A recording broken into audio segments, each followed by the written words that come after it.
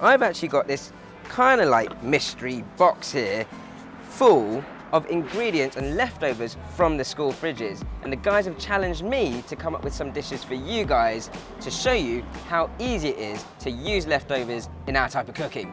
Let's go to the kitchen.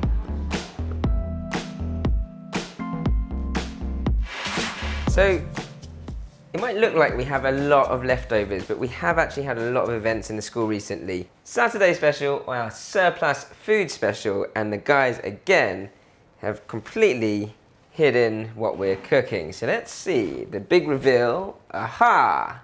We have some squid. This is interesting. Ooh, sour. So I'm guessing the guys want me to make a sweet and sour because I've got ketchup, vinegar, or rice vinegar, sugar, dark soy sauce for colour. Really, really simple. I think I'll have to get some corn flour and some oil out of the pantry because I'm going to crisp it up and make some proper sweet and sour. Let's get cooking. Sweet and sour, I probably won't use all of this onion. But the general gist of sweet and sour, whatever slices I'm going to cut my squid into, your onions and peppers kind of want to follow the same size. So I'm going to go for sort of large dices or cubes of onion, and the same again with my green pepper. Again, probably won't need all this pepper. I'm guessing that over at the cookery school, Shan and the team are clearing out the freezer, which is why we've got this extra squid. This squid freezes very well. And my squid, got baby squid here, so I'm just going to open that up and score across the inside. Cut that into bite-sized chunks. And that scoring will just help to curl it up a little. And the key to making a good sort of deep-fried squid is not just the batter itself, but also when you get to frying, don't overload the fryer, because if you put too much in, then it just won't crisp up and it'll all come out really greasy. It'll soak up all that oil, which is the last thing you want when you're trying to crisp something up.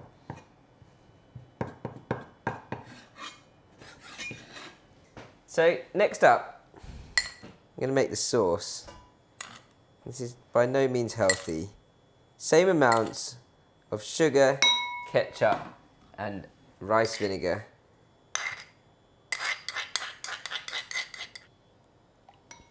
Give that a good mix. And then a little dash of dark soy sauce. Just deepens the colour. My sweet and sour sauce is ready. That's fully in. My squid, I've got loads of corn flour here, a good amount of black pepper and salt, just to season that corn flour up. Even that out a bit. And then you want to get all the squid into that. And you can see I've got excessive amounts of corn flour. And the reason for that is this is the foolproof way of getting your squid nice and crispy. Just gently get that corn flour around your squid. Your squid will start to stick together a little bit. You want to just keep sort of running your fingers through the pieces of squid so that the corn flour gets into each and every single piece and it doesn't stick together. So they should start to separate out after a little bit of time. So just keep running your fingers through, You can feel where the moisture lies, so just sort of almost dab into that flour piece by piece. I want to get this really crispy because I'm not going to sort of toss it into the sauce for too long, or sometimes I even just pour the sauce over the top once it's been cooked, just to keep the squid nice and crispy. When you're looking at this squid, you think, oh, that's ready.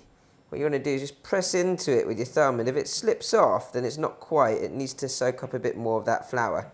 So once your pieces are nice and covered in the flour, then just give them a shake, and then get them ready for frying.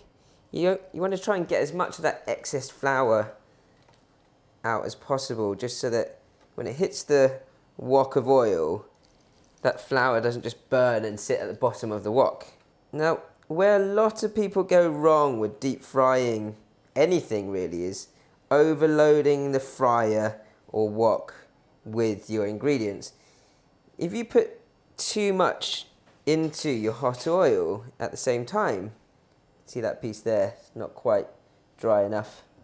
So just pop that into the flour a bit more. So back to it. If you have too much in your wok at the same time, your oil will immediately lose temperature. It will go down and get a lot cooler. And if it's not hot enough, then you won't get an immediate seal and a crisping up around the edges of the squid. So don't make that mistake. Cook your squid in batches. This will probably be 2, possibly 3 batches of frying to cook up this amount of squid in my wok. So my oil's on high heat. Go very carefully with this. I always say when you're deep frying, don't do anything else. Don't go and do your washing, clean your teeth. What else would you do? Just don't do anything else. Look after your oil, make sure you are here to control what's going on. I've got my wooden chopsticks in here, and you can see as you put your wooden chopsticks in, if they fizz straight away, then I'm at a good sort of 180 degrees C. I've got my oil halfway up the wok, no more than halfway, otherwise it can get dangerous. And I'm going to take sort of half of my squid and then straight into that hot oil. Just push in lightly, stand back if you can, just in case anything pops. And you're going to cook that for about 2 to 3 minutes until nice and crispy and golden brown. So once it's all floating at the top and it's nice and crispy, then you can just take that batch out, let that oil heat up again, and then cook the rest. Make sure to drain it well. Now if you want your squid to be super crispy, you can always double fry it. And I've actually done that here because I'm going to get my sweet and sour sauce poured over the top, and I want it to be extra crispy so it just holds its crisp even though I've got that sauce over the top. So the second fry, it doesn't take long at all. Sort of 30 seconds to a minute of frying once after it's cooled down for a bit gives it that extra crisp around the edge. Again, not healthy, definitely not for every day. In fact, my wife doesn't tend to allow me to deep fry much at home at all anymore, so I only do it here. So to finish off the dish,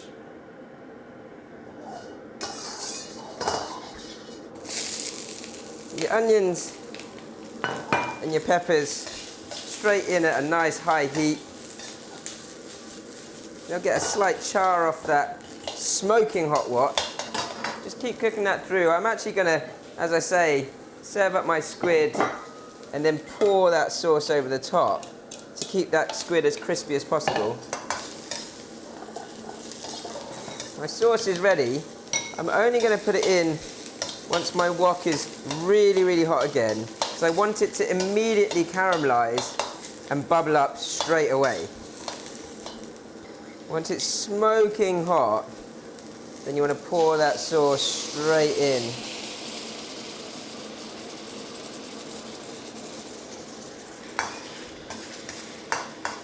Bring that to a vigorous boil, and I want the sauce to be boiling all the way through before I then just pour that directly over the squid.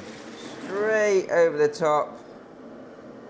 You get a nice sort of layer of sauce, but also you can see that the squid doesn't get completely covered in that sweet and sour. Quick cooking, quite a lot of technique to it. That crisping up does take a bit of control. Can't wait to try it. Moment of food. Delicious. Still crispy, but not chewy, because it's a very quick cook. The sweet and sour sauce just over the top keeps it a really good texture. There's a certain amount of technique to this type of cooking. If you want to learn more, don't forget to subscribe to our channel.